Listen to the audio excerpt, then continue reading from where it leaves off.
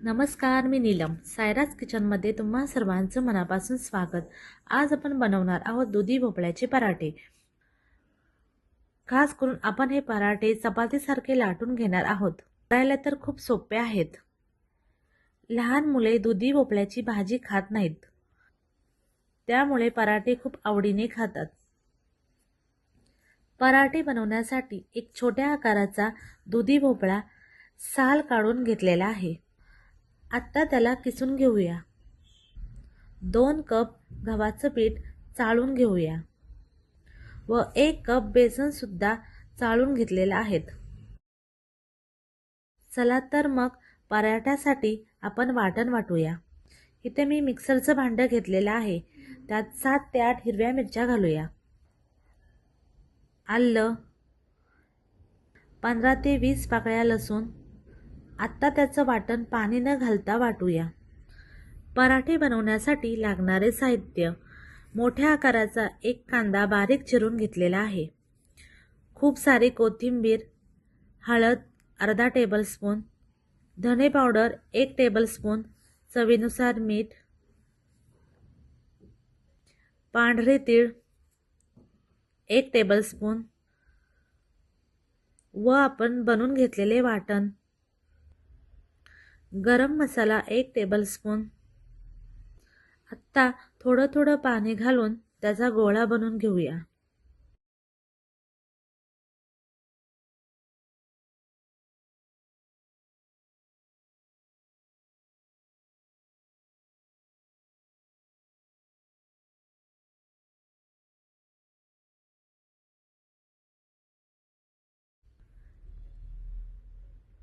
तुम्हाला पराठे छोट्या आकाराचे किंवा मोठ्या आकाराचे पाहिजेत तेवढे लाटून घेऊ शकता. गव्हाचे पीठ लावून पराठे लाटून घेऊया.